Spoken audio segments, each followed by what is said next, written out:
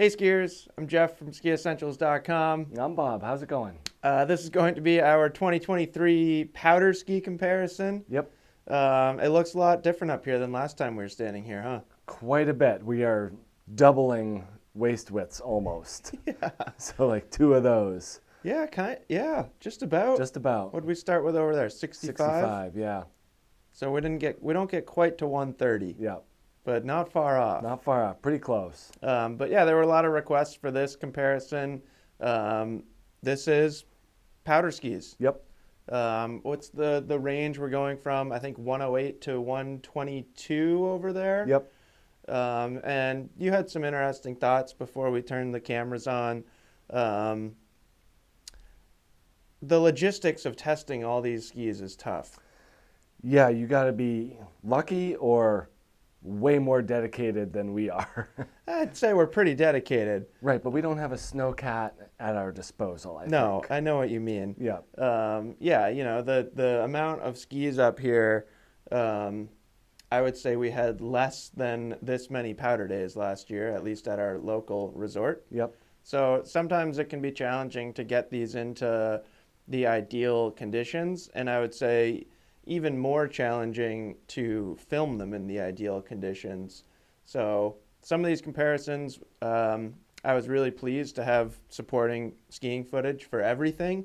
I do think we have more, like the majority up here get some supporting footage. Yep. And the majority of that footage is in soft snow. Yep. So I think we do a pretty good job getting these things into their proper conditions, but thought we'd kind of just chat about that for a second, just the challenging logistics of testing powder skis.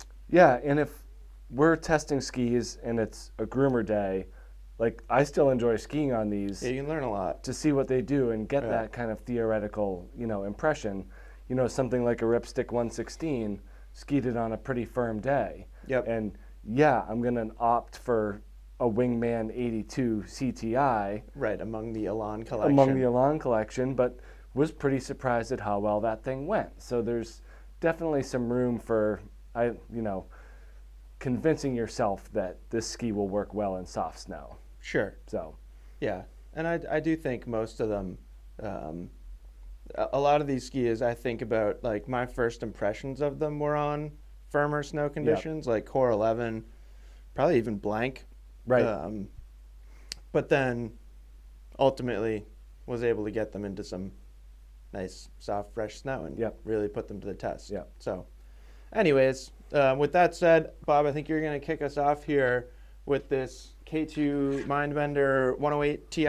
Yeah. Which, speaking of firm snow performance, right up there. It's got to be one of the best. Yeah.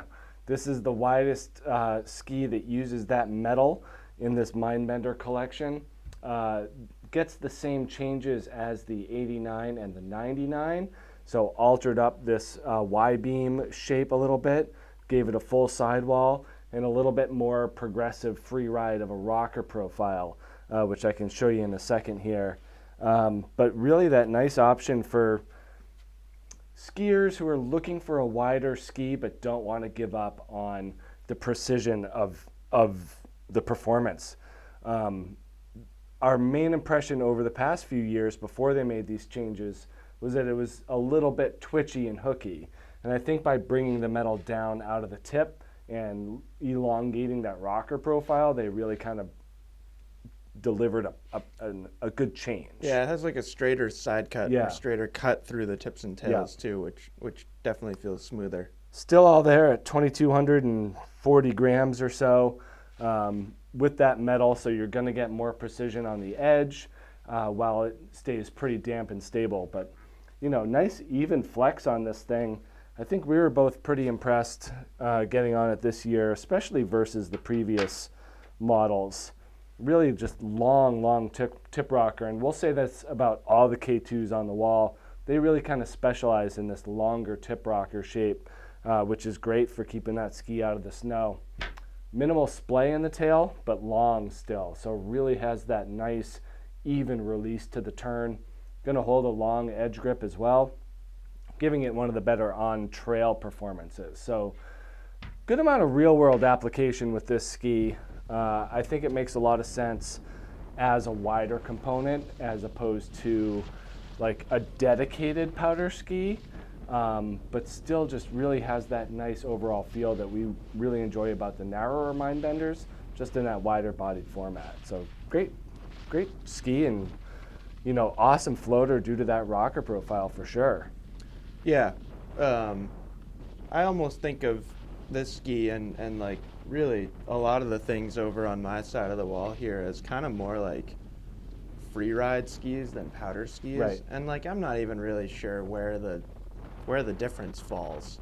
Like are powder skis free ride skis? I would say yes. Yeah. Are free ride skis powder skis? Sometimes. Yeah. But at least in my mind, that's how I differentiate. Where like, this would work really, really well for somebody skiing like leftover 2-day-old chopped up snow. Yeah. If you kind of that style skiing, like to ski fast through choppy snow conditions, like wind scoured conditions, stuff like that, this works really, really well. To kind of contrast with a couple other K2s, like especially Reckoner 122 down there. Sure. Like I wouldn't really want to like trust that charging down choppy snow conditions. So you get a little bit more versatility over these skis over here. And I'd say on the other hand, you're like sacrificing a little bit of just pure float. Yeah. But you could say that really it's more of a trend of skis over here, not just that Mindbender 108 Ti. And this one's a pretty good example of the same thing. This is the Armada Declivity 108 Ti. Great ski. We talked about these declivities a lot. Really quite similar in a lot of ways to that Mindbender. Do use a lighter wood core in here, so we get a Karuba wood core, and then we get that articulated Titanal banding. I think you just flashed about 2050. Yeah, so a little bit lighter here. And then we also get nice long rocker profile, and it's cool like looking at all the declivity lines in a progression of narrowest to widest. Like you really notice the increase in rocker as you go through them.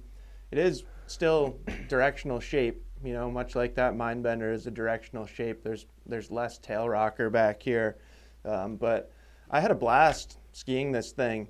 It's a really, really nice mix of being still relatively strong, but very surfy and smeary and playful.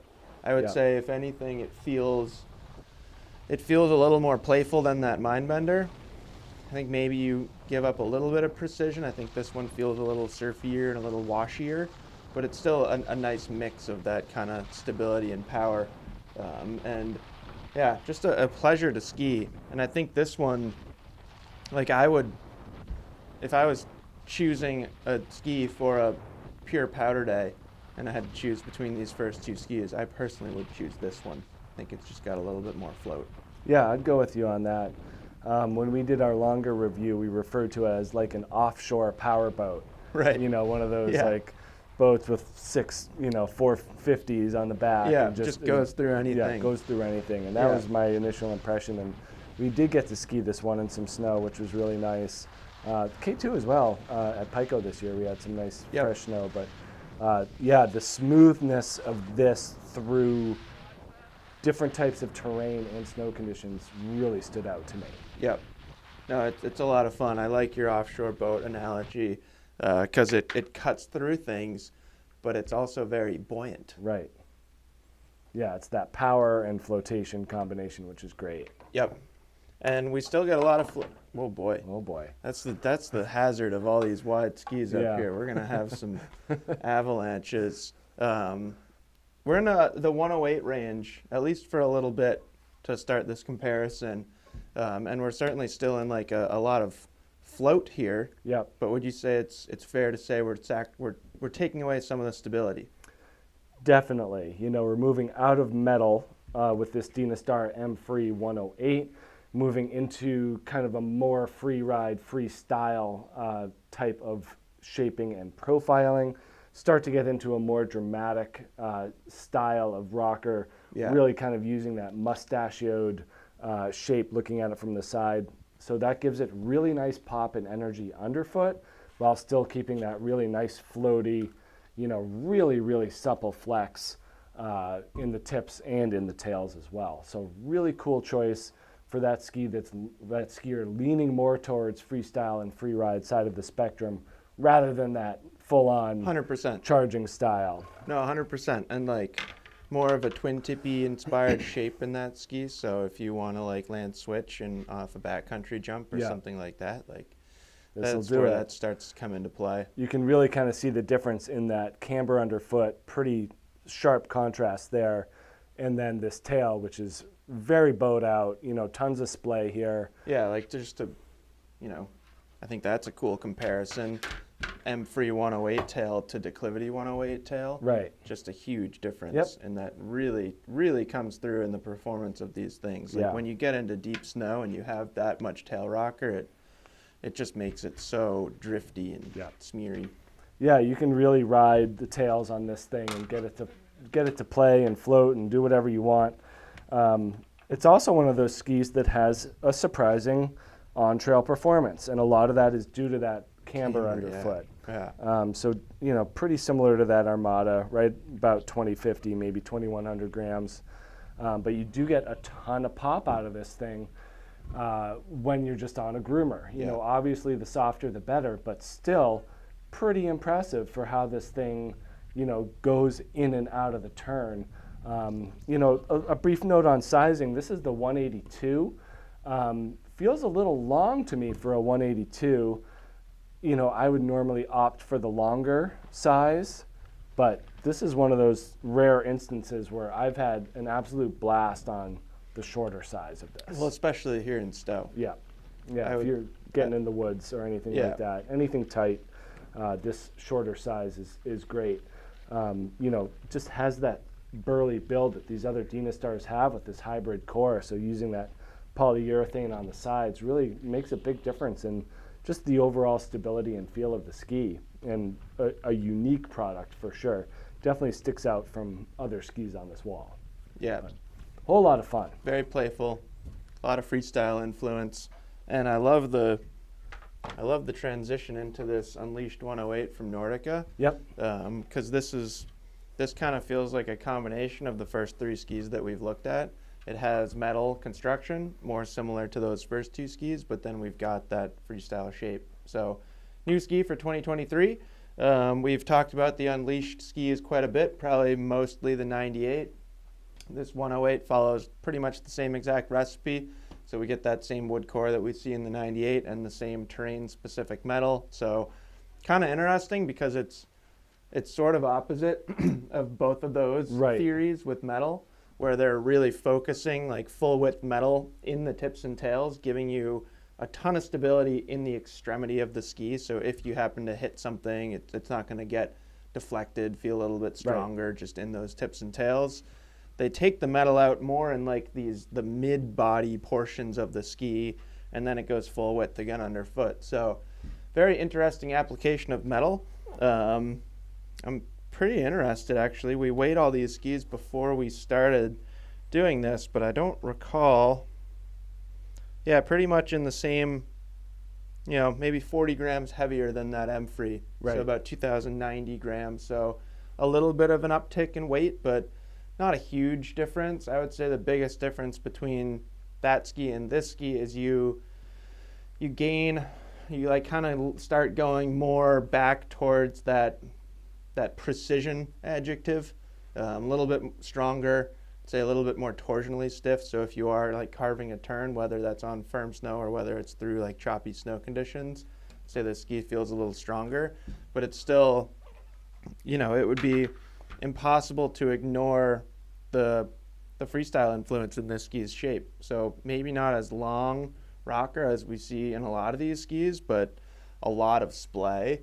And then kind of the same story is true in the tail. There's not a tremendous length of rocker, but a dramatic twin tip shape back here. So you can probably kind of visualize and think about the difference between that M-Free and this ski, and that's kind of where that precision's coming from. Longer effective edge, it's going to be more responsive, stuff like that, but still a tremendous floater. Yep. And it's not, like, demanding is not an adjective I would use to describe these skis at all. Like they've got that nice even flex pattern. They're super playful. They're bouncy. They've just got like a touch of stability and vibration dampening to them, which I think is sweet. Yeah, super smooth, easy to use. You know, if you're, it's not that drifty tips being thrown out of the snow, like especially like we'll see on this side. But well, it's even different than this. Right. And I think when we get to Enforcer 110, we can bring this ski back and kind of look at the difference in that rocker profile. Yeah. Like I'm pretty sure the rocker is longer than an Enforcer 110. Yeah. But I also think there's going to be, I don't think Nordica would be disappointed if I said this. I think there are going to be a fair amount of Enforcer 110 skiers who at least wonder, would I rather have an Unleashed 108? Right. I am one of those skiers.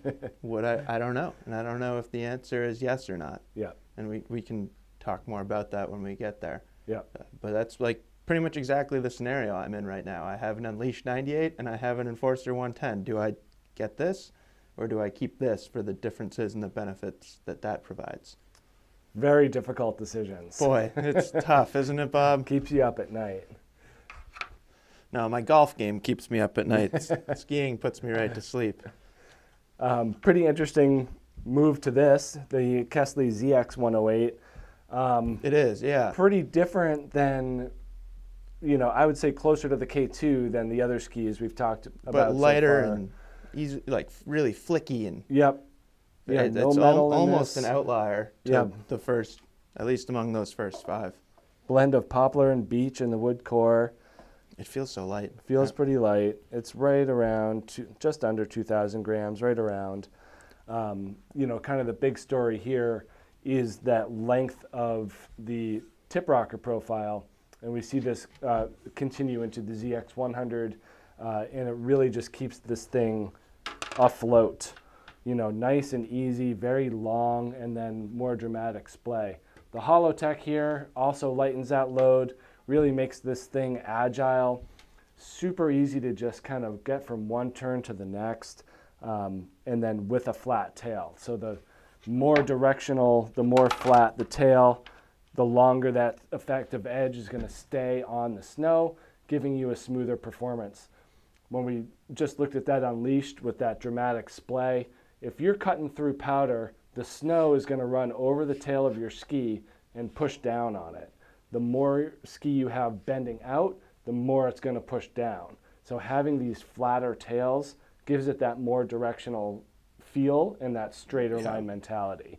And so that's kind of, you know, a side note on directionality. Sure. When we say these are a more directional ski. That's kind of one of the things that we look at talking about how a ski is more directional. I think it'll make more sense talking, you know, a Reckoner 112 versus a Mindbender 116C, talking about, you know, directional versus multi-directional. But I think this and the Unleashed is another good way to think about it. But really great choice for that skier that's looking for a lighter, easy to maneuver powder ski. Yeah. You know, it has some good energy built into it because of that camber and that directional mentality, but definitely prefers that softer snow. Not quite as stable as something with metal in it, but pretty darn good for what it is. So a really great choice for someone who's using this as a wider ski for their quiver. Really good floater, just really approachable in terms of, you know, soft snow and powder skiing. But great overall ski. Psyched to see this thing back for sure. Yeah. No, and I think you nailed it with like, it's more of a, it's like for somebody who's looking for a powder ski but wants a directional powder ski. They like specifically don't want a twin tip. Maybe there's, you know, there could be a number of reasons why you might not want a twin tip, but you're more soft snow thinking in this ski selection where, you know, these two skis that we've started with back here, like where we were talking about kind of free ride and choppy snow conditions and chalky stuff. This can do that too, but I think it feels better in true soft powder. Yep. Which makes sense when you kind of think about Kastle's line because they have the FX106 Ti, which if you're looking for more of that versatility for different snow conditions, that might actually be better. If you're looking for a true powder ski, this is kind of the ticket from Kastle. Yeah, really nice and floaty. And this is an interesting ski, this Vision 108 from Line. Very, very lightweight, very, very lightweight core. And then we use that triple hybrid construction, the THC construction in here. So it's like carbon, aramid, and I'm forgetting the last one. Fiberglass. Yeah, anyways, that's the least exciting part. Right. Very, very lightweight. So we're just barely going over 1,600 grams. And perhaps this is a good time to mention, we had a ton of skis up here to start. Yeah. Too many. Maybe like 30 something. Like we just walked through the warehouse kind of picking up skis that fit into this category, and we got up here and we were like, well, we can't do that. So we started to have to kind of like figure out what skis to take out and where we could create a different category for another comparison. And ultimately we took out everything that is at least marketed as more of a touring ski. Yep. So that includes the new K2 Dispatch skis. Some of you may be wondering where those are. Armada locators. There's a lot of skis that were up here. Yep. Yeah, exactly. Blizzard Hustle. You know, you might see the Rustler 11 and be thinking like, well, where's the Hustle 11? Like that's Yep. the new one. And we are going to talk about those skis, but it felt like it made sense to put them in more of a touring category. Right. Literally, when I was driving in here this morning, I was thinking about doing this, and I was like, we probably should have taken out the Vision 108. But it's not really marketed as a true touring ski. It's more that it has that capability with that weight that you just saw. It is still much more of a twin tip shape than you would normally see in the touring category. So like your skin attachment's not going to be as secure and stuff like that. But there also aren't many twin tips that are good touring skis. So if you're kind of trying to bridge that gap, which not too many people even attempt to bridge, this is a really good one. Yep. So anyways, we can talk about the actual ski now. Pretty darn light, as you just saw. And then I think the flex pattern in these skis is really, really important. It's easily one of the softest flexing skis up here. One of those skis where you feel like you can bend it in half. And I don't know, honesty is really good, right? I like honesty. I didn't like this thing the first time I skied it. I remember vividly. Yeah. I don't actually remember where we were, but I remember like I think it was Waterville. And it just felt like really twitchy, and I probably was coming off something like an Enforcer. Right. Because we were testing a bunch of different skis, and sometimes what can happen in our testing is like you start skiing stronger skis, you start kind of like falling into a certain skiing style, and then you get on something like this and you're just like, well, that doesn't work. Right. But I've kind of come around to the fact that it's an awesome ski, and I've been back on it since then, and I try and do like butter 360s and like fun, playful stuff, which is kind of the intention of this ski. It's not for charging, it's for playing. Right. So and picture yourself in deep snow. Right. On this, or even the 118. Right. And that's kind of where it makes a lot of sense. Yeah. Nose butter 360s in deep snow, Yep. not going too fast. That's how I think about this ski, and I think it works really, really well for that. And I think it's okay that it has a lot of limitations because it's designed for a pretty specific purpose. Yeah.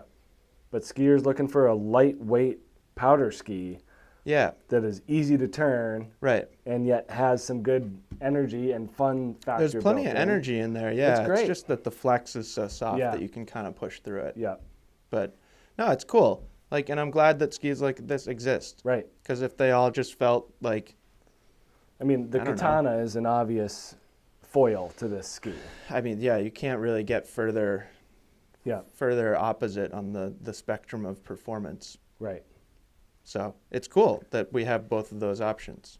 But Right. don't buy a Vision 108 expecting Katana 108 stability, and don't buy a Katana 108 expecting Vision 108 playfulness. Or touring capabilities. Right. You know, there's certainly, they each have their own things. Right. Yeah, and I'd say this next one, this Ranger 108, is kind of a mix of what we've been talking about so far. 100%. Yeah, not a twin tip shape. No. Like middle of the road construction. Yep. Which feels like a weird way to describe it, but accurate, I think. Right. It's unique in that it's middle of the road. Right. You know, it's a little strange to describe in that regard, but it works. So this Ranger 108, new ski for this year, Really great choice for everyone from that pro level skier who's dropping big cliffs all the way down to someone who's looking for a relatively approachable, shorter radius powder ski. 100%. I think this thing like accomplishes different things and feels different depending on how you ski it. No, I think this has a huge range of skier type application. You know, it's kind of like the QST 92 of the powder ski wall. 100. Yeah, that's a don't know what to get. This is a great choice because it just does it all. If the QST Blank isn't the QST 92 of the powder ski wall. That thing feels different though. No, I know what you mean. Just how approachable it is and how it can work for pretty much everyone. Yeah.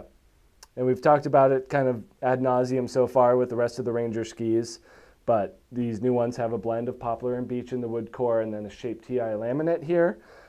Interesting noting the difference between the 116 and the 108. Not a huge difference in the overall length of the metal laminate. So on the 108 it comes up to here, and on the 116 down to there. Just a deeper cut in this 108, allowing it to flex a little bit more. This one's just a little blockier, really just a underfoot metal laminate in the 116, while the 108 does put a little bit more pressure on the forebody and then into the tail here as well, so that those cuts extend a little bit deeper, really just giving this thing a bit more playfulness. 18 meter turn radius here in the 185, and just a really well-rounded soft snow ski. You know, we don't have metal in the forebody and through the tail.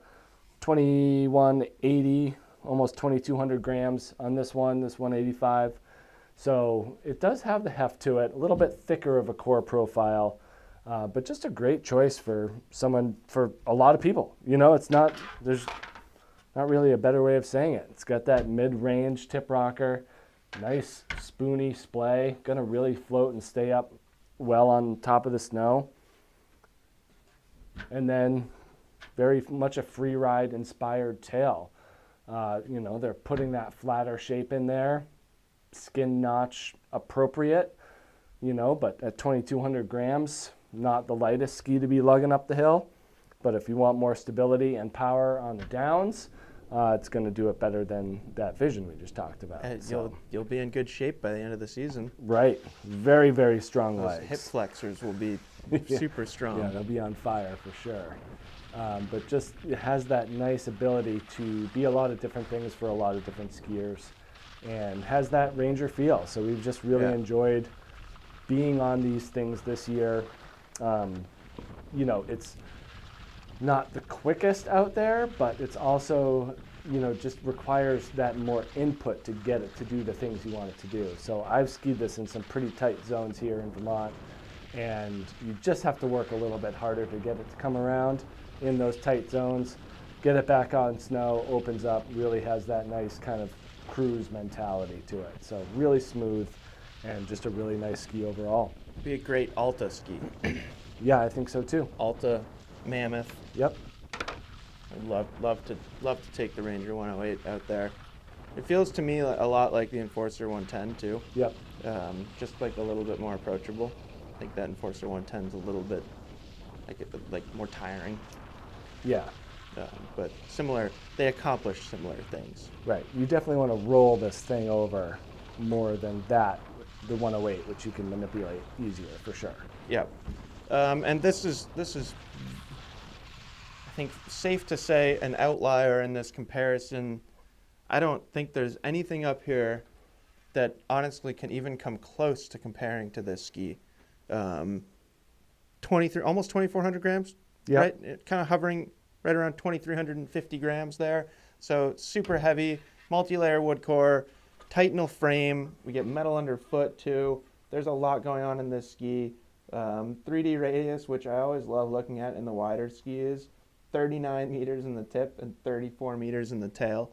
It is 19 meters underfoot, but I think sometimes because this ski is so strong, it can be hard to access that 19 meters. It's a big challenge to hit that 19 meter number. That's a challenge. Like for me, when I ski this thing, it might as well just be a 30 meter radius ski throughout the whole thing. It is stiff, it's strong, it's powerful.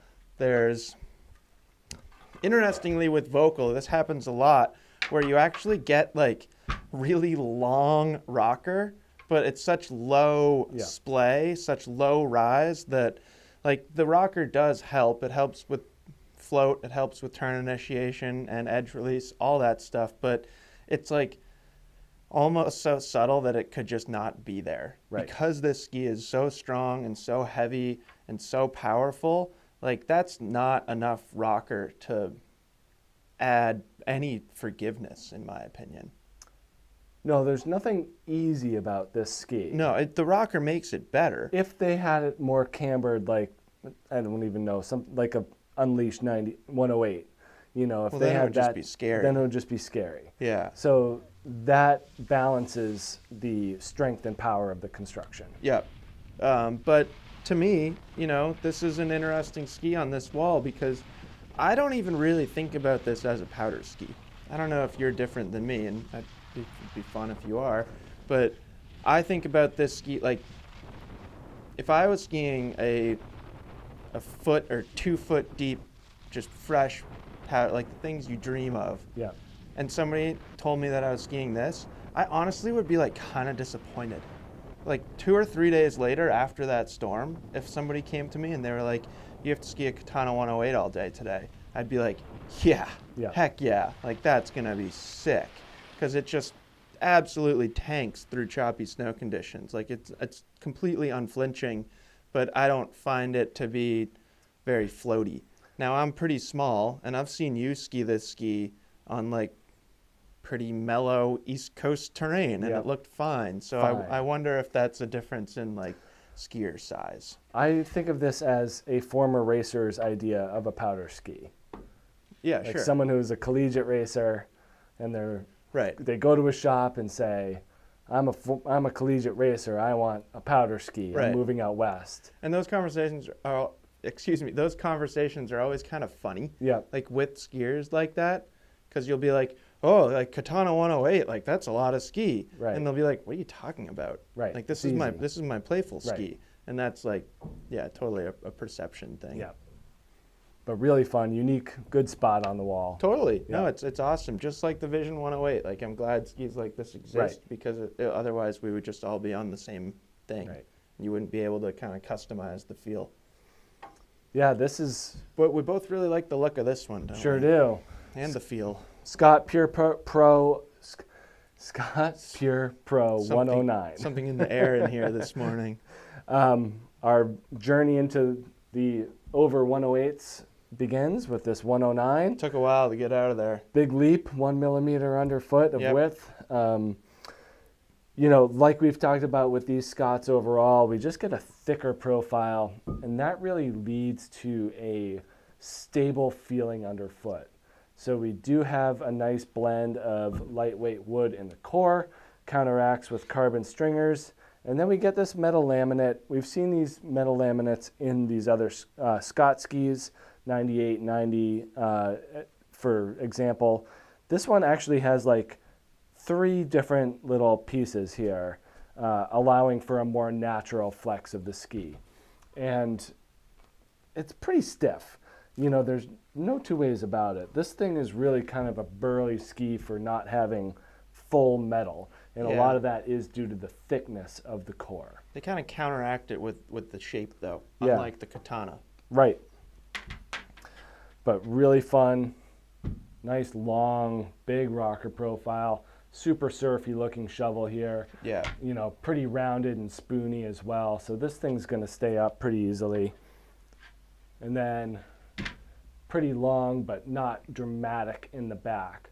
So giving this thing a nice smooth exit to the turn. And what a turn, 24 meters in the radius here in the 190. So pretty straight shooter, definitely prefers that fall line attacking mode. And with that thickness underfoot, you're getting a lot of stability under it. So great, great ski. I kind of think of this as your big mountain option for not super deep days. So firmer, I mean like you're staying on top of packed snow, but you're not 3 feet into it. So that's kind of where this thing really comes in handy, is if you're on top of, a denser snowpack and really looking to move pretty quick, I think this Scott Pure Pro 109 is a great choice. But really fun ski. No, I think the shape is awesome. Yeah. Just such a classic shape, and like it's kind of interesting looking at it among all these skis and like pointing that out. Right. You'd think that more would just have a super straightforward, just really well-rounded shape like that, but no, I think Scott does the easy things really well. Yeah, right. And that's kind of my overall impression from their new stuff that we've been on this year. Yeah, they're not like making any outrageous innovations. Right. They're kind of just like doing what works. Yeah. And the result's really good. Like when you ski them, you're just like, oh yeah, this works. This works great. It's like the best chocolate chip cookie. Right. It's a basic thing that everyone can make, but they do it better than everyone else. Sure. I think that's a great analogy. Now I want a chocolate chip cookie. Next ski up here, this is the Atomic Bent 110. I've been looking forward to talking about this one because this is one of those situations where we can, I don't want to speak for you, Bob, but I'm going to. I love this ski. Bob doesn't like this ski. Is Bob wrong? Yes. I respectfully... No, I'll let you defend yourself. Like I said, I don't want to speak for you. But this is an interesting ski. Yep. And maybe I'll say the things why I like it, and then I'll let you defend yourself. Okay. It is very, very soft. These bent 110s, the 120 gets a little bit stiffer with the carbon. But this 110 in particular is like incredibly soft flexing. It's not heavy either. I think we're like 1,800 grams here? That's my guess. This is a 180, so somewhat shorter than what's up here. Yeah, so just about 1,800 grams exactly. So it's soft. It's relatively light. It has a ton of tip and tail rocker. There's the tip rocker. Tail rocker is like almost symmetrical to the tip rocker. Yep. And then we get Horizon Tech in the tips and tails. So this thing is designed to be super surfy and super loose. And there's a pretty big difference in sizes between you and I. Right. So I think it makes sense why it doesn't work as well for you as it works for me. So you liked the 188 more than the 180, if I recall. Which I found interesting. Boy, now it's... I think you're right, but I skied both and had a great time on both. It is just so soft and so light that like you can go longer and it's still really easy to ski. Like the 180 on this ski for me is a non-starter, which is a pretty interesting comparison to that M-Free, which had a 182, and which I really enjoy. Right. And I think we were on the 181 QST 106 as well, which no problem there. Yep. But this 180 and this was a definite non-starter for me. It's just, there's so much rocker. Right. And you can for you on a ski this size and this flex pattern and shape, if you get in the back seat, you're gone. I didn't have trouble in the back seat. I had trouble in the front seat. Because there was nothing there. Sure. So that's where, I struggled and had challenges. And it's interesting because like I own a Bent 100 and a 90. Yeah, but they feel way different. And love them. They're totally different. Yeah. The rocker profile is so different. Even the flex is like the camber, everything is so different. Yeah, they're not like, if you like your 100, it's not an automatic assumption that this is going to be the next level up. I would venture a guess that like 92% of Bent 100 skiers would love this. But there are some Bent 100 skiers out there like you. Yeah. I think most of them fall into like more of a hybrid freestyle category. Right. Where this is like a hybrid freestyle powder ski. It's like land switch and powder, all that kind of stuff. Yeah, I felt like this happened a lot. Skiing in this powder, and then this ski would go like that, and then I would go over like that. Interesting. That was my big takeaway. Never happened to me.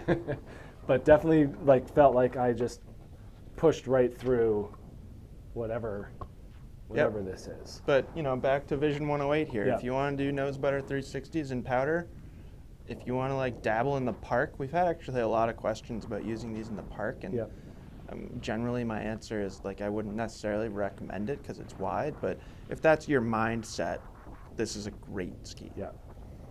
No, I mean, I enjoy the concept, and I think it's good for a lot of people. And in the 188, I pretty much slammed that demo binding all the way back. Right, where I slammed it all the way forward. I must have gone -5 or -6 from wherever the line was. And I skied it like as close to true center as they allow for, plus 2. And it still wasn't enough for me. I was still just over the bars. So, interesting. Yep. You know, it's interesting having those kind of contrasting experiences on it. Yeah, no such issues with this one. The Enforcer 110 definitely has probably the burliest build on this wall. It might be like the opposite conversation where like this is super easy for you, and for me it's like it can beat me up sometimes. Yeah, I find this thing to be pretty darn agile and easy to ski. You know, I have an Enforcer 100, and this thing feels almost turnier to me because you can I think that's really true, just for sure. access all the side cut on it. And just about 2,300 grams there. 2,300, so definitely getting up there in the heft department, and that's what you're going to get with, you know, a full-on wood core and 2 sheets of metal. Even with kind of that lighter carbon in the tips, you're still losing, you know, you're still having to work hard to get the stability. But the biggest difference, and we see this in the 104 and then moving on to the 110, is that extended rocker profile. Yeah, so I want to just take a look at the difference here because it is interesting.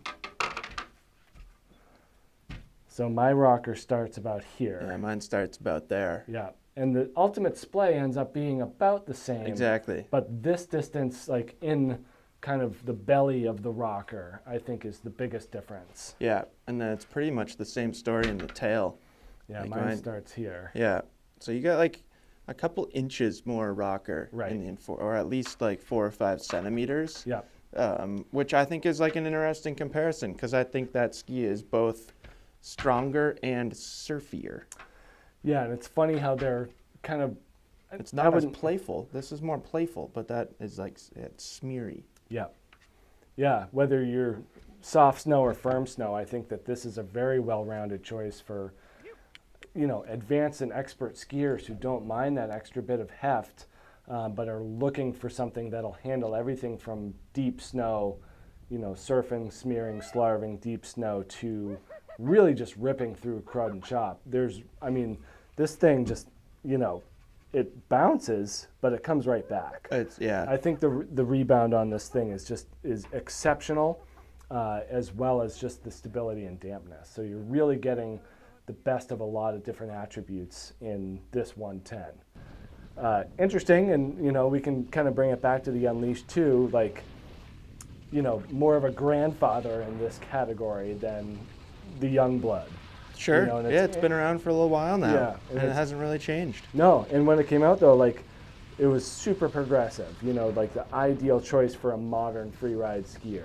And it still has that capability, but it's interesting to see the evolution of these other 100%. skis taking a lot of information and data from this. Yes, a lot. Manufacturers learned a lot from the success of the Enforcers. Yeah, and putting their own spin on it, and you know, just making really fun and interesting skis. I mean, it doesn't feel like that long ago when we were looking at a ski like this and we were just saying like, this is like the best ski ever. Right. Like, how did they do it? How did they come up with that? And now there's so many other like really good skis. We're just in such a golden age of ski construction.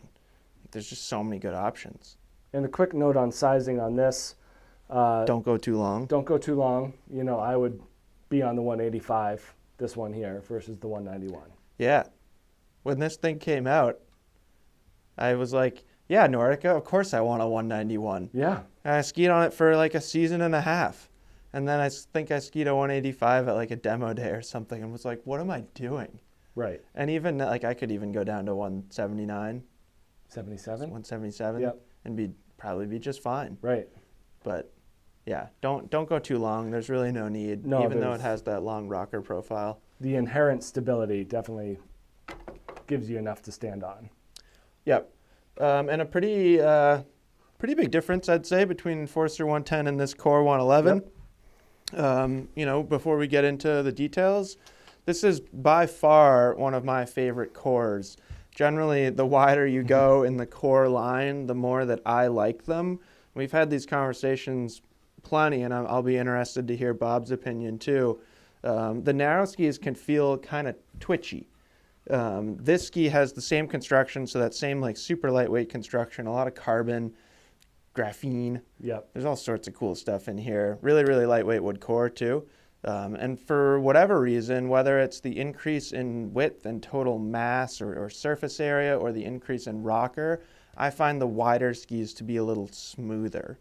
I want to look at the rocker profile on this ski and particularly the tail rocker. So there's not a tremendous amount of rocker at least among this comparison in the tip, but to me that's like a substantial amount of tail rocker, which gives this ski, like if you ski this back to back next to the Core 99, to me they have like drastically different personalities. Like this is way more willing to get thrown sideways, where those other cores, the narrower cores, when you do throw them sideways, they just come right back. Right. So this ski is a little bit more drifty, and it's interesting. Like I really like the way this ski is, particularly in soft snow. It definitely has some of those core characteristics. It just, to me it feels like I want to go as far as saying it's easier to ski. Yeah. It's an interesting comparison, at least, and very, very light too. Just about 1,800 grams exactly. Yep. But, compared to this last 1,800 gram ski, also very, very different. These cores, they're still very, very stiff. So even though we get that increased rocker profile and it's not quite as reactive as the narrower cores, it's still very stiff. So it's like you want a lighter ski, but you're probably the opposite skier from a bent 110 skier. Like me. Like you. Yeah. Yeah. Yeah, I'm much more at home on this. On this. Yeah, which makes sense. Yeah. And even though that 99 is my favorite core, if we had 2 feet of snow, I'm taking this. That's a pretty obvious statement, but between the 99 and this. Right. Sure. Yeah. But great choice for that skier that's looking for an easier turning, nice swing weight, a little bit more like the Kastle in that regard, that you can make these subsequent turns. But just a whole lot of fun. Also one of the better performers on firmer snow and groomers. Clearly the softer the groomer, the better, but has that stiffness, that torsional stiffness to really help keep you up on edge. Yep, totally.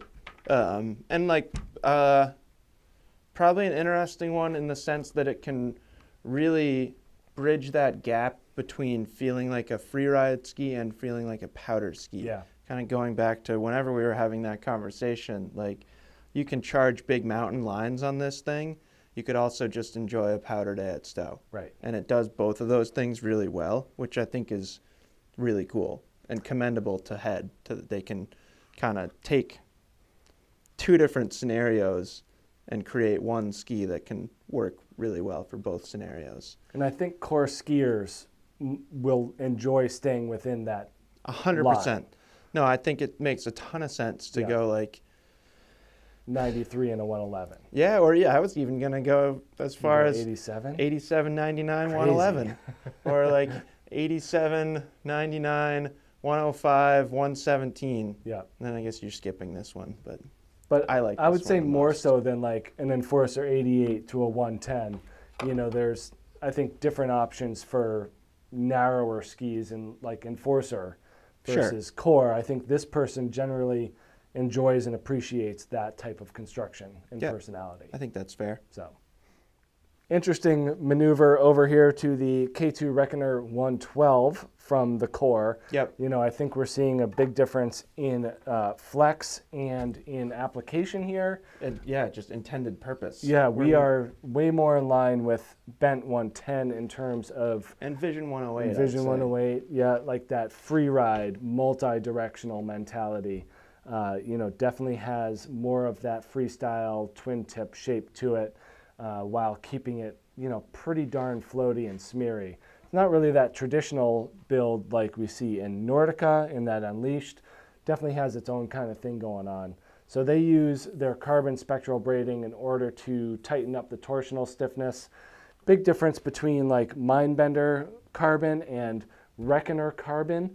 They put more in the front, similar to what we see with Mindbender 108 Ti, and then loose as it gets further. These are loose in the tips and tails and then tight underfoot. Which really like speaks to the directional nature of that ski and the twin tip of this. Correct. Yeah, so definitely more torsional stiffness underfoot in this Reckoner 112. Pretty soft. Yeah, very. You know, we kind of deal with this with the 102 as well.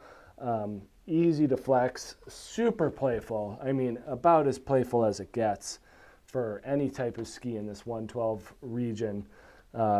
Just under 2,000 grams, right about 2,000. I saw a 2 in there. Yep, I think 2,000 is pretty accurate. And then we see that dramatic rocker profile, that really playful shape, really start to take off here. Similar to that Mindbender 108, low, low, low, but more dramatic in display. And then in the tail as well, pretty long, pretty low. You know, doesn't abruptly jut like that Unleashed 108. One of the other cool things going on here is just this taper shape. I think we'll deal more with taper on this side of the wall. Yeah, we're going to start to see more and more taper for sure. Really just an interesting way of shaping the ends of the skis in order to create an effect so that the widest spot is brought down closer to the mid-body, leaving the tips and tails more playful and easier to maneuver. So we see that in the shovel as well. I think that taper is almost easier to see in the tails for the most part. You know, you kind of expect it in the tip, but you know, when we get to like Revolt 121 and stuff like that, it's definitely more obvious in the tails. But widest part is brought down, really giving this ski that bouncy, surfy feeling to it. Super good in the powder. You own a pair of these, right? Sure do. You like them? Yeah, I do. Mine are kind of short. Yep. 177, which feels like there's like some significant limitations there. Yep. This, 184 we have here, Mm-hmm. this is definitely like my preferred length in this ski. The ski that I have is like a limited edition graphic, and I didn't really have my choice of length. Right. So that's a different story. But no, it's super fun, and like it's like such an ideal choice for anybody with really like a freestyle park mindset, but wants a powder ski too. It's been really interesting since the Reckoner line came out. I see way more people deciding between the 102 and the 112 than I think there should be. Like, to me, those skis are very different. Yeah. The 102 can be like your daily driver, all mountain park ski. And then a lot of people, I think just because it shares the name, they want to use this in the park. And I've done it, but it like, I don't know. I understand that like more and more people are skiing wider skis in the park, but to me there's some pretty significant limitations. Yeah. I just prefer, like when I ski this ski, I just enjoy like finding little natural hits and like just being super playful. No, it's all about the natural Yeah. hits in snow with this 112. Yeah, and like not skiing super fast, staying more upright. Yep. You know, you're not like driving like crazy high edge angles and like brushing your hip against the snow. You're staying upright and just kind of popping around and playing. And, Yep. But that said, I do think it feels stronger than Bent 110 and Vision 108. Yeah, you know, I think since we're kind of comparing to those skis, Yep. There's a little bit more maybe responsiveness to this ski. I don't know if like stability is the right word, but I think a skier like me would have more success. yeah, on exactly. this, Yes. which is kind of how I think about it. Yep. And then we've got the QST Blank here from Salomon. So back for another season, completely unchanged. Probably everything we said about it last year, we're going to say about it this year again. Really cool ski. Definitely 100% a powder ski. Last year we were talking a lot about how it was replacing the QST 118 and all those differences, and like maybe we don't really need to talk about that anymore because QST 118 hasn't. Haven't seen those in a while. Right, Yeah. exactly. So we can, if you're curious, you can go back and watch last year's. But one of the big things we talked about last year was the turn radius in this ski. So 17-meter turn radius, which is one of the smaller turn radii of this wall, which gives it like an interesting feel.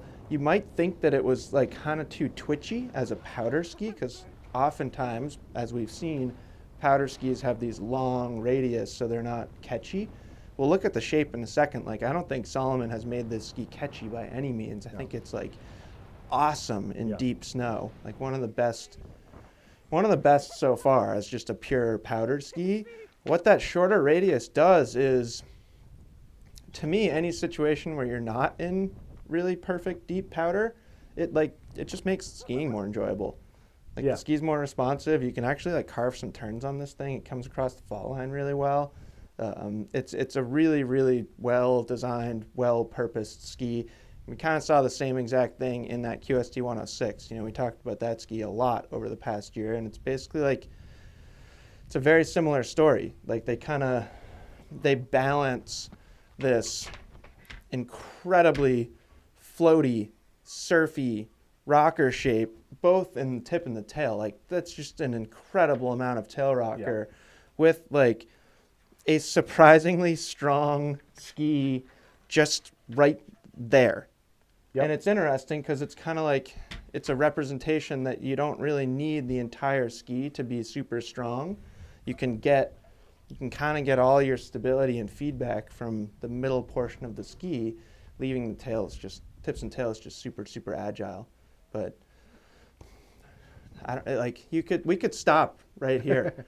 You know, so that's all you need. Just snow. Just speaking to like powder performance, and like I love when I say things like that, and you guys tell me I'm wrong, right? Because you're like, dude, I live in Alaska, and I'm like, well, that's great. Like, that's a rare scenario, and I will say that there's benefits to all those skis that we're going to talk about over there. All of them are really, really cool. But if you're looking for a powdered ski, especially if you're here on the East Coast, you really don't need to look much further. No, and I think the way you described it is great. I would add to that it is an overall performer. Yeah. You know, and we kind of talked about it with the Enforcer as well, and that'll come up again with Rustler 11. But the overall performance from a variety of different perspectives really stands out. There's some strength to it. I don't know if we did we do weight? It's like 2100, 2200, and like, you know, has a nice round flex pattern to it. Yeah, a little over 2200, so there's not 2 sheets of metal in here. Right. But in a similar weight range to this ski. Yep. And I think like it doesn't have quite the power of an Enforcer 110, but it's not far off, and it's a little more floaty and bouncy. Yep. In fact, if I haven't used the adjective bouncy yet to describe these skis, I think that's a perfect one. Yeah. I love how bouncy they are. I like the maneuverability. I think this is a great choice for people who ski in the trees a lot. Like we skied some tight trees on those, and like the ability to just flick your tail out is awesome. Yeah. Another good overall performer, and another kind of grandfather of this category, Blizzard Rustler 11, just under 2,000 grams. This is the 180. Cool to see the weight difference between a Blank and this with the metal in here. Yep. Kind of commendable to Blizzard for keeping the weight down. Yeah, they use this same DRT metal, so full width underfoot and then tapering into a central spine in the tips and tails. The metal ends where the rocker begins, and that is a great way of making the front of the ski nice, floaty, light, and easy to use, as well as that tail being nice and easy to release.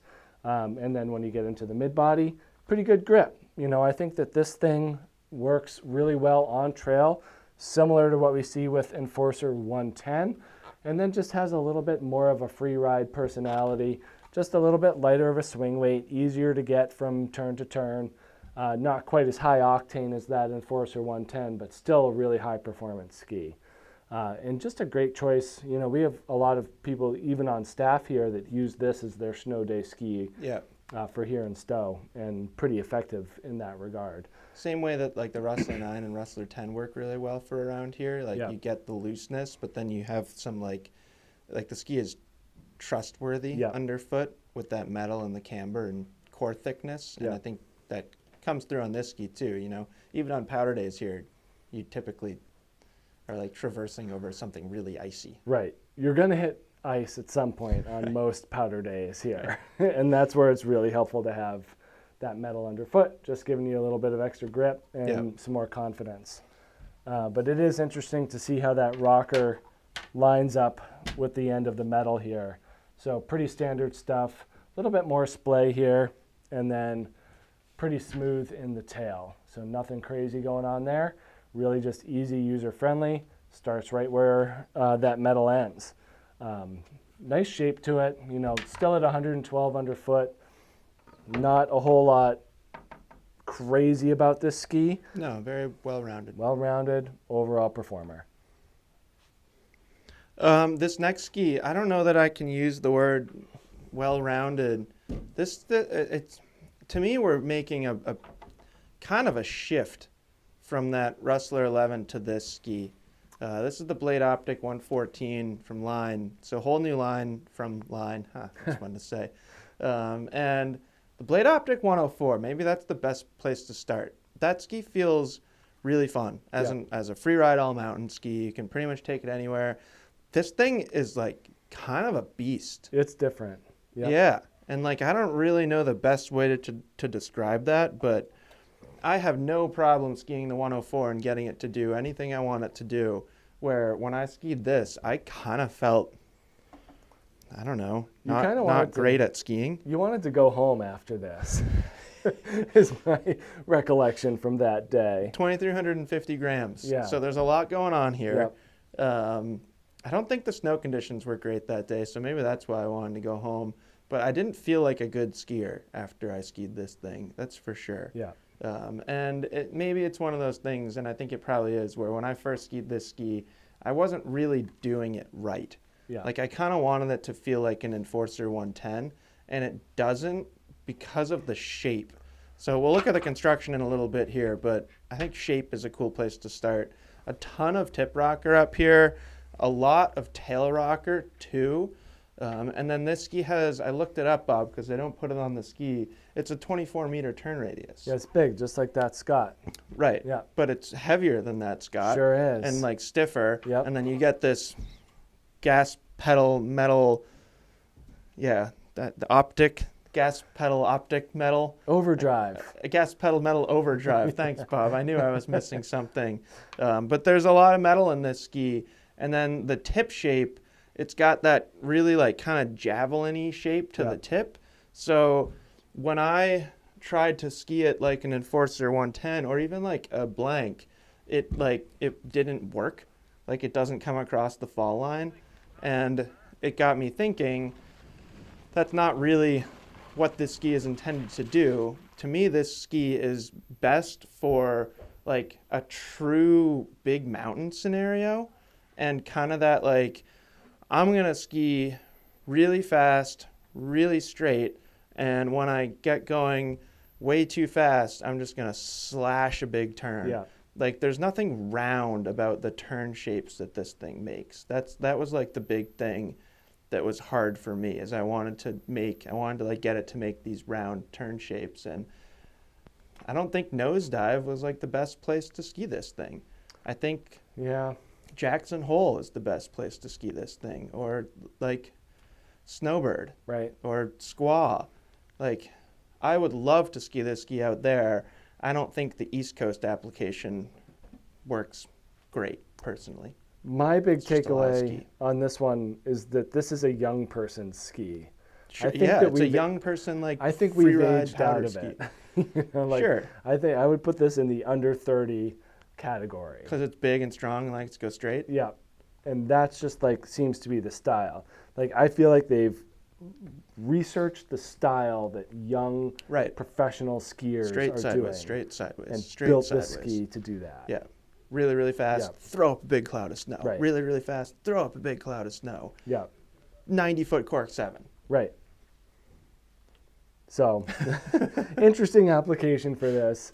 And, you know, similar to what we talked about with like the Vision 108 and the Katana, like, glad this exists. Yeah, no, it's great. great. Really, really a cool and option. I think it makes sense to come from a company like Line. Yep, totally. Like, what does Line need a, like, consumer-friendly powder ski for. Right. Well, they have the Vision 118. Well, they also have the Sir Francis Bacon. Yeah, we could have put all lines and K2s up here. Yeah. I think was one of our discoveries. That was one of the jokes. Yeah. But no, I think it's cool that like if Lion's going to build a ski with metal, make it like that. Yeah, for sure. Unflappable. Yeah. Totally unflappable. Pretty Yeah. cool. Black Crow's Anima, really another interesting ski that relies on an interesting shape and rocker profile to get its personality. It is built with a poplar wood core. We do get Kevlar, so Kevlar is basically the brand. Aramid is the material. I could be wrong about this, but I don't think I am. Aramid's the material, Kevlar's the brand, so Kevlar tape underfoot to go along with fiberglass and that poplar wood core. So it is kind of on the burlier side, but has just this really fun-loving shape to it. Yeah, the more I get to know the Anima, I think the easier it is to ski. 2,200 grams just about in this 182. 19-meter turn radius, similar to what we saw with that the 108, the M-Free 108. We are seeing this mustachioed shape with nice positive camber underfoot and then more of that twin tippy style, especially in the tail. Just seeing a lot of rocker, good amount of splay. Interesting cutouts at the end here, you know, kind of playing around with different, you know, swallowtail style, you know, just removing material where it's not necessarily needed, making for a smoother overall feel. And then we see that shape continue in the tip as well with that long rocker profile. So really bent, bowed out ski with this Anima. Gives you great grip, really playful, nice and bouncy and poppy, and just a whole lot of fun. You know, like you said, kind of the more you think about it and the more you get to know it, the more it makes sense. Nice, even, pretty stiff flex for not having metal in it, but great ski. You know, this is one of those ones that I've skied in a non-powder format, and, you know, you can get the energy out of it. You definitely have to push a little bit hard to do it. It is, you know, on the burlier side, especially for a ski without metal. But if you're in, you know, wider open areas, places you like to make a bunch of different styles and shapes of turns and really kind of let your creativity come into play, you know, from big cliffs to trees and everywhere else, I think this is a top choice for sure. A really great option. I have two thoughts. Okay. First thought, I'm glad that Black Crow's separated the Atris and the Anima in width. Yep.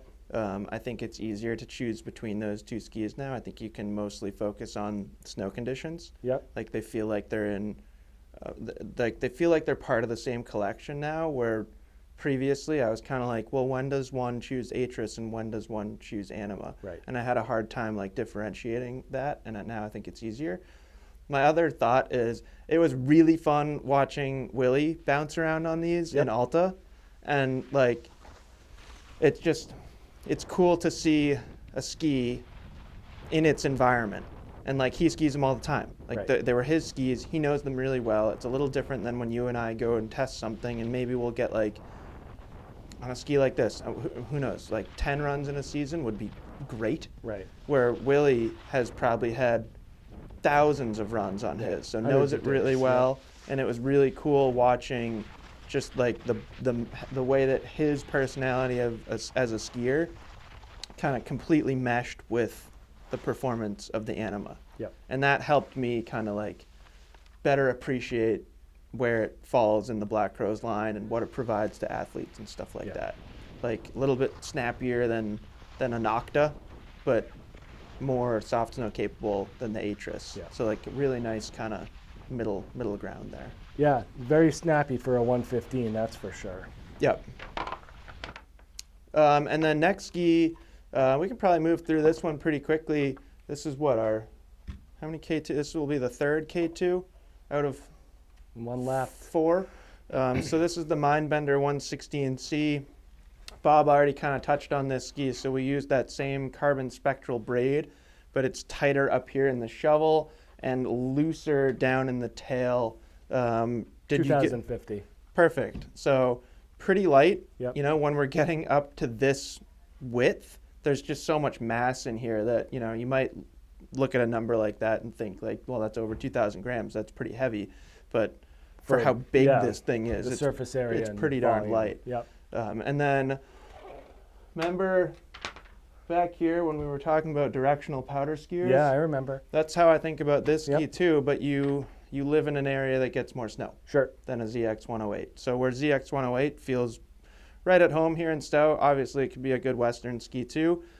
This is like starting to kind of feel like a lot of ski for where we live. Yeah. It like if you're a directional skier and you live out west, these are awesome. Ton of tip rocker. And what I really like about the tip rocker in this ski is you can tell that it's designed for float. Like it's almost like a hinge right there, and then it goes straight. So like this whole portion of the ski or of the rocker feels just straight, and then it kind of starts curving again into the tip. But that amount, that length of rocker and that amount of splay, you're staying right on top of the snow. Yeah, no sinkage going on there. And then like you were saying about the tail, there's not like a ton of splay back here, but there is a lot of length. So it's going to really cut through things. Yeah. So incredibly easy to ski for being as wide as it is. Like I'd say there's only a couple on the remainder of the wall that are as easy to ski as this thing is. So if you're looking for a ton of float, and you don't have to be like the strongest, most aggressive skier in the world, this is a fantastic choice. Very round, approachable, but supportive flex pattern. Yeah. And just a great ski. Yeah, and certainly differentiates itself from that Reckoner 112. Or the 122. Yeah, in that flex pattern, you can definitely feel that tighter cross hatching in the shovel. Yeah, there's some strength right there. So, you know, big mountain skiers, driving turns, this will work a little bit better. Yeah. But still very floaty, very bouncy. No, really fun ski. Super fun. And Fischer Ranger 116, we talked about this in terms of that 108. Same general properties go with this thing, where poplar beechwood core above and below the metal. You know, when we're looking at pictures, that metal really doesn't extend much past the binding mount zone, so it's really more for underfoot stability. This thing's all about just having this really large shovel shape, you know, bunch of rocker built in. It feels huge when you ski it. Yeah, I mean, it is like... It just feels huge. Yeah, it's a clown shoe ski for sure. Yeah. A different flex pattern for sure than the 108. Yeah.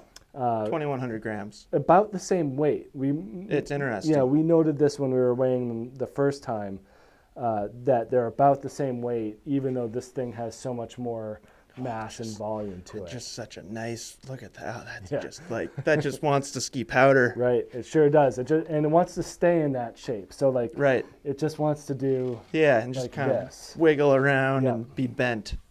Which is really fun. You know, and like this is, you know, like you were talking about, we're kind of getting to the end of real world application. I love when you use that term, like powder skiing's like from another planet or something. It's a fairyland. I know, it totally makes sense. Yeah, like how many runs, days is this thing? Well, I can answer that question from like a Stowe perspective. Right. Like how many days last year was Ranger 116 appropriate? 1. I was going to say 4. Okay. Like 4 to 6. Yeah.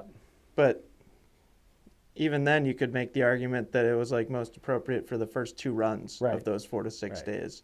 And obviously it's different when you go out west and you know, you live in Squaw and you have like a crate or Palisades. This is the second time you said that. Blowing it. You live in Palisades or you ski Palisades, Tahoe. And you just got dumped on. You live in Mammoth, and you get like 100-inch storm or something. Yeah, you're gonna have more scenarios where that's justifiable. But we're moving out of like moving out of real world resort conditions and into snowmobile, snowcat, other methods of getting up to the top of distant mountain peaks. But you know, that's part of the game. Palisades. It's tough to change like that. But long rocker. Big splay, same in the tail. really kind of get into that bowed out shape in the tail. And like we did with the tip, that tail is the same way. It just kind of wants to, the whole ski just wants to be in this shape the whole time. Yeah, which is sweet. Yeah. It's like kind of how powder ski should be. Right. I'm definitely jealous of those skiers that get to use something like this in a multi-day format. 100%. Just time after time. Yeah. So, really cool ski. Next ski up here, Bob, if you want to hand me that Ripstick 116. This actually feels like a pretty similar conversation that we just had with Ranger. Yep. But there's like a fairly significant difference in how they feel, which is true anywhere you want to compare a Ranger to a Ripstick. I would go back to any of these comparisons that we've done. If we talked about a Ranger and then a Ripstick, they're just going to have some differences in how they feel. Right. So these Ripsticks, and what did you show there, just under 2100? Yeah, 2050. So not like, I think when we look at the narrower Ripsticks, we really are kind of focused on how light they are. Doesn't quite come through as much as you get up into this much mass. But all those same properties that we love about the Ripsticks kind of come through in this ski. Very, very energetic, very bouncy, very playful. But there's some good, I don't know if torsional stiffness is the right word to use because we've gotten so wide here. It's more trust. The actual, it is grip. It's just, I don't know that it's torsional grip. It's different. They're definitely using carbon in a different way here. Right.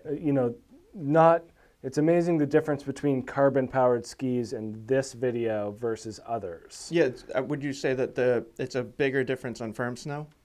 I would. Yeah. Yeah, I would say that the tubes, especially in this 116, are vastly different in application from what we see with narrower Ripsticks and Wingman, the CTIs. Sure. I think we enamor about the vibration damping of the carbon tubes, where in this ski, vibration damping isn't as big of a issue. Right. Because you're not railing turns on firm snow. I think the carbon in this ski gives it more of that energetic, snappy, bouncy, responsive feel. Yeah. And I love the shape.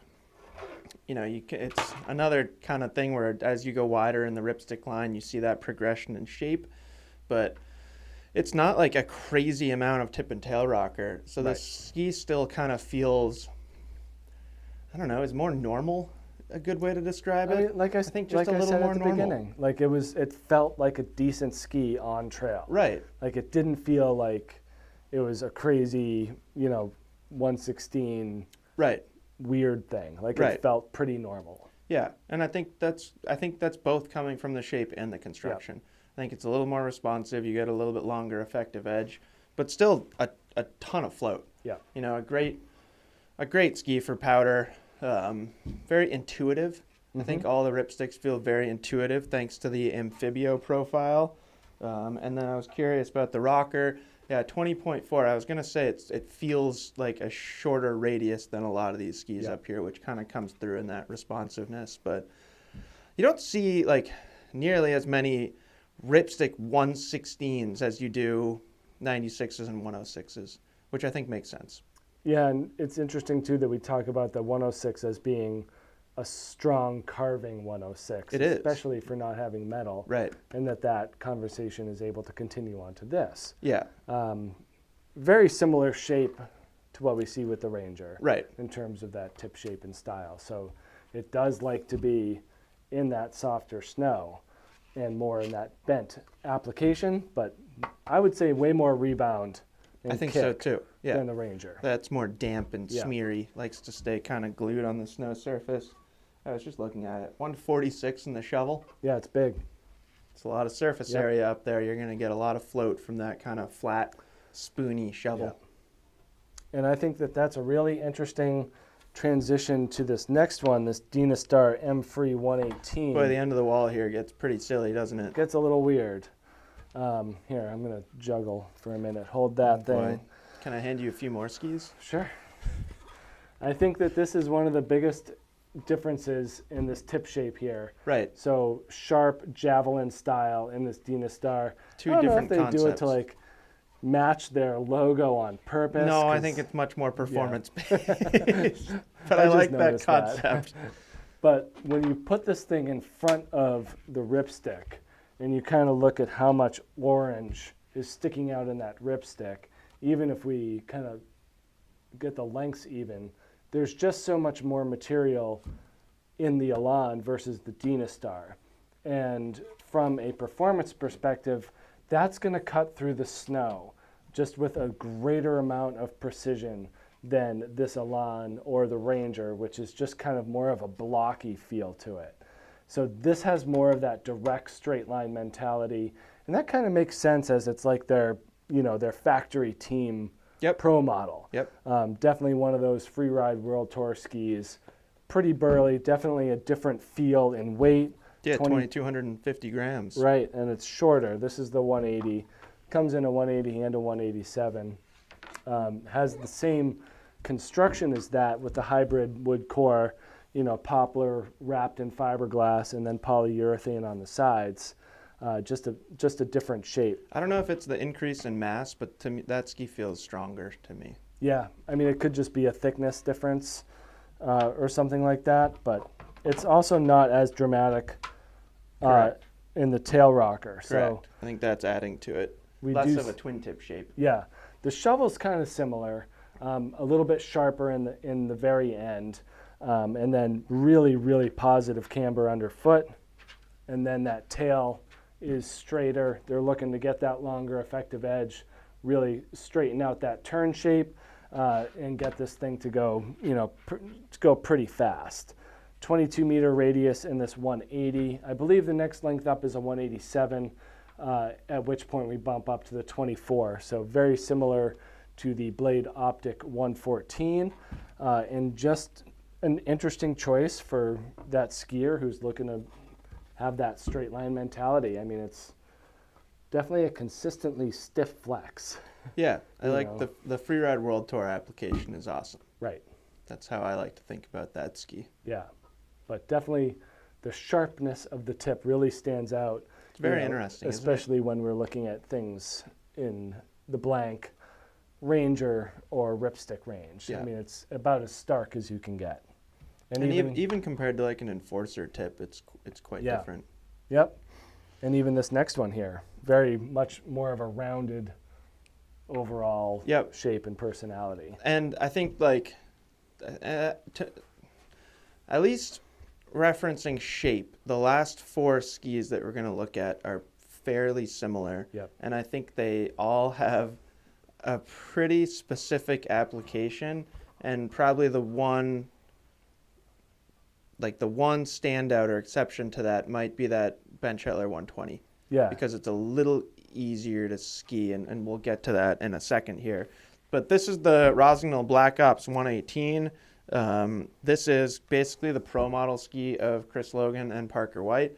This was the original Black Ops ski, even before the 98. So talk about a grandfather to this category. I'm pretty sure this predates Enforcer 110.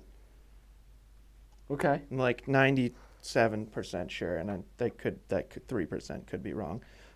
But over 2,500 grams. 2,500 grams, that's a big one. Yeah, and I don't think people realize that about this ski, and I think there's a few different reasons why. You look at it, and it's got this like artistic, fun graphic that doesn't scream heavy. You like a heavy ski, I like to think of like black. Right. Just like blackout top sheets and like red. Black and red, like fast. And then you see the shape, you see the big twin tip shape, which we can look at in just a second. And then maybe you see Rossignol athletes ski it, and you're like, look at all the cool, playful things that you can do on those skis. Yep. And like those people are like practically superheroes. This thing is heavy and pretty burly. So it's weird how like perception is not always reality. Yeah. And I think this is a good example. This ski is quite strong. It does have a pretty nice round flex pattern, but it's not like a floppy flex pattern like a bent 110 or something like that. So if you're looking for big mountain stability and a ton of float, this is really good. And then you get the capability of being truly a twin tip, like pretty much a symmetrical rocker camber profile. So yeah, you can like do a big cork 9 and land in powder if you can do that. Like, it's not like you just get on these and automatically you're like the world's best free ride powder skier. Well, it takes a lot of practice. It takes a lot of practice, and I think pointing out that weight is really important, and 25 meters in this ski. Yeah. So there's nothing like, aside from the abundant amount of rocker, I would say, and the roundish flex pattern, there's nothing particularly easy about this ski. I like to think about that one, that if I had my ideal conditions and terrain, you know, open bowls, trees, pillows, this would be fantastic. my top choice. Yeah.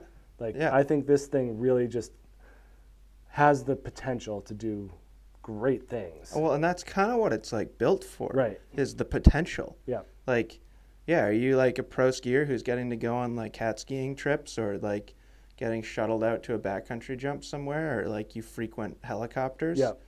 Yeah. Yeah. Great choice. This is my choice. But like for those of us that ride lifts all the time, it can be kind of demanding. For sure.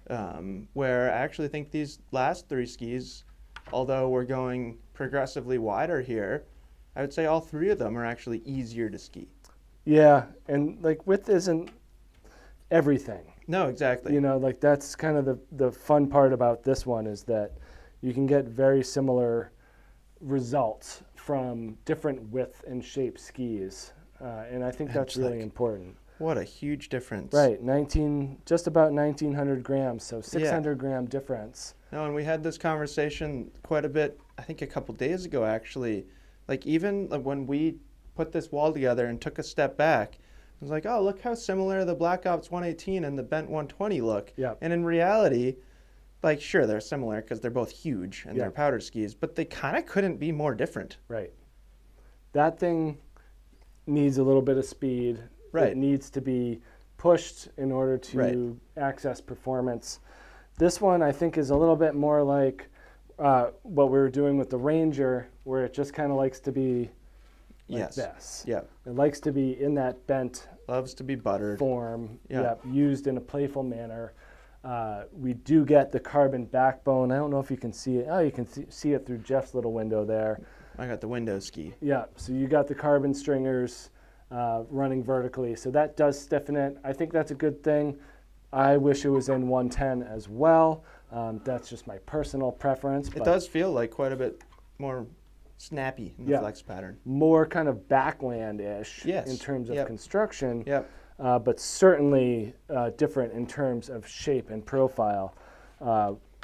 Actually pretty darn similar to that 110 in terms of... I think like the way that Atomic lists it, there's what, 5% more rocker in this ski, maybe? I think so, but camber underfoot, lots of tip rocker, lots of tail rocker, horizon tech, you know, so definitely has that floaty mentality. Very long, you know, pretty gradual, nothing crazy. And same thing with the tail, you know, very similar looking. But you're definitely looking to ride this tail in that powder. So having that same type of flex in the back of the ski as the front really gives this its multi-directional performance capabilities, which is really kind of what this thing's all about. You know, it's a 120 millimeter freestyle ski. Yep. I love when people like comment on how much they like it on groomers. And I'm not gonna I'm not gonna tell those people that they're wrong. And I think that's like an interesting thing to remember about that ski is like, you know, I think when you ski that Black Ops 118 on a groomer, you're just kind of like, all right, like along for the ride. Sure, I can get to the bottom, but like I'm not really gonna do anything. Where on that ski, it's light and a little snappier, and you can like ski it. Yep, 19 meter turn radius. So that's a result of that taper. You know, the widest part of the ski being brought down closer to the middle. But a lot of that snappiness and energy is found in that underfoot zone with the camber with that shorter radius. So certainly a welcome option to this wall and a great choice for that deep, deep snow. And then we've got the Revolt 121 here, which maybe it's got to either be your favorite graphic or your least favorite graphic with the two different color skis. If they made 2 of either of these, I would have been perfectly happy. You just got to find somebody that bought the same thing and trade. I wanted to do that with the Sakana as well, because they had one Black and white white. and one black, and it was really messing with Just my buy peripherals. 2 pairs. Right. That seems to be their objective. It's an easy solution, Bob. You just buy 2. No, this is the Revolt 121. When I think about this ski, I really think about it being built for a specific purpose, and to me that purpose is backcountry freestyle, which I suppose is true about at least the last 4 skis here. They all feel like they're designed specifically for a purpose, but this is like the type of ski that I see more in ski movies than I actually see them on the hill, which makes a lot of sense. Yeah, I can't remember ever seeing one of these in the wild. No, just like in a lift line. Yeah. Like you never see them. Pretty simple construction in this ski. You know, all the Revolt skis are built in a pretty simple way. The shape is really what's special about these skis. So obviously we're 121 underfoot. A ton of splay. I wish we had like splay meter? a micrometer to measure like the distance, the separation between the tips here. I would say that's the most. It's gotta be. Yeah. Yeah. So between that and the width, like this might have the best float of anything up here. Yeah. It's certainly just like when you ski it, it just feels like it wants to float. That just everything about it, like the way that the construction feels, the shape, just everything feels like it's gonna float. And then like crazy amount of tail rocker too. So talk about like taking off switch, landing switch and powder, slashing big turns, stuff like that. It's a modern freestyle powder ski. Yeah. It is built for some of Volkl's athletes. I met Dadali, skiers like that. Like they love this ski. You know, when you think of real world application, I don't know. It's got to be a specific. You got to be in a pretty specific scenario. Yeah. I personally would not recommend this ski to anybody that lives on the East Coast. I don't know when you'd use it. And like I've skied skis this wide on the East Coast plenty of times, and even on the first run when things are like as untouched, like the deepest untouched powder that you're gonna get, you still, I don't know. They just like they don't work great when there's other stuff that you can hit. If you're out west and you have just like a perfect open playground of pillows and cliff drops and stuff like that, wind lips, like that's where this ski really starts to shine. Yeah. So, you know, I think it's fair to say that as we get up in this width, you have some pretty significant limitations. I don't think there's anything wrong with saying that. No, and the taper really stands out on this one as well. So really dramatic, brought down very far. Yeah. What do you got? 2250? 2250. Not light. No, and I think mostly that's coming just from the size. Yeah. But like I said, you know, it's a relatively simple construction. And here it like the way it feels in your hand. If you closed your eyes and somebody handed you a Revolt 95, 104, and 121, obviously the width is different, but they all feel pretty much the same. The tail is very much thin to wide. You know, the widest part is very far down. And the difference between tip dimension and tail dimension is pretty stark too. And we talk about that with Revolt 104 as well. You know, that's kind of a standout attribute for those skis. And the 121 certainly follows suit. And then this one, just a little bit wider in the shovel, why it's at the end. K2 Reckoner 122. Might be another contender for splay champion, but we'll know when we put those together. Just under 2,200 grams. Built pretty much exactly the same way as this Reckoner 112. There's a lot of similarities between, like Reckoner 112 and 122 feel more similar than Reckoner 102 and 112. Yeah. What do you think? I think Revolt has it. I think it's got to be Revolt. Yeah. Yeah. But still, ton of splay. Just, you know, because that rocker starts so far down, and we see that in the tail as well. Ton of tail splay. Yeah. Maybe tail splay champion, but similar tail shape in general to that Revolt 121. There's a good amount of taper too. I just was kind of thinking about how the tip feels a little wider towards the end of the ski, so a little bit less early taper than that Revolt. Yeah. So, talk about maximizing float. There's a lot of surface area up there in the shovel of that ski. Yeah, and I really just feel like this is soft snow specific to the max. It's got to be. This is just fresh snow. Yeah. If you can get to it, great, go do it. Get something like this. Definitely has that Reckoner flex to it. Yeah. Wants to be bent and played with in deep snow and just used at a high level of performance in that regard. So again, backcountry freestyle powder ski with a decent amount of torsional stiffness and responsiveness to it. A little bit more of a sophisticated build versus the more simplistic Revolt, but still, has that same capability of being able to stay on top of pretty much anything on the planet. Yep. But really fun ski, and the cool, just kind of a cool way to end with this being huge, a very huge multi-directional ski. Again, I feel like whether they started with the skier first and built the ski kind of like Blade Optic 114 or just built it out from the 102. I don't know how that went in K2's build experience, but certainly have a skier type in mind and a specific application for this Reckoner 122. No, there was some significant athlete input in those skis' development for sure. And you can kind of hear the meeting, like, I want a ski that I can drop huge pillows on and not sink when I land, but I want to land backwards. Right. And then there's a K2 executive on the other side of the table like, all right, remember guys, we have to sell these too. They need to work for everyone else too. And I'd be curious how many K2 sells. Right. What do you think? What's your guess? Reckoner 122. Worldwide in a year? Yeah. 2,000? Oh, boy. Really? I don't know. I was going to say like 300. Okay. I really don't know. But it can't be that many because there's not that many applications for it. Maybe the biggest purchaser is like a heli tour guide company.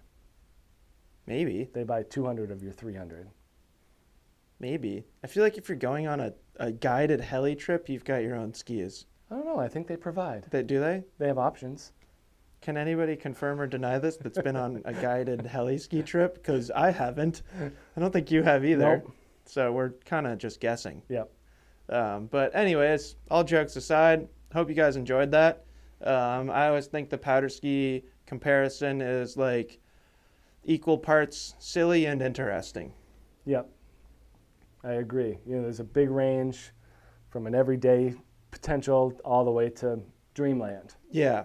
No, and I feel like over there in dreamland, and like we've talked about this before, like when you're in deep snow, like you're probably going to have a lot of fun. Right.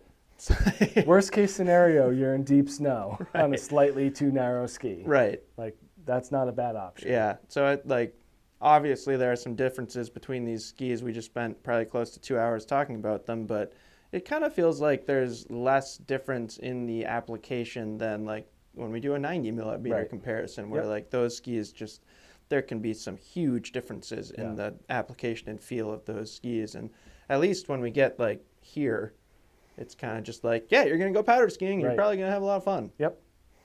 So anyways, let us know if you have any questions. Fingers crossed that we get like just crazy amounts of powder days this year. That's all we're going to get. Right, and then we get to... All of us. This is all we're going to ski. Yep. I'm not skiing anything all under of you 108. guys, Bob and I, we're only going to ski powder skis this year. I wish that was true. Yeah. But then we couldn't ski like the Thunderbird R15 wide body. Love that ski. This thing's sweet. Yeah. Anyways, let us know if you have any questions, and we'll talk to you soon. Bye.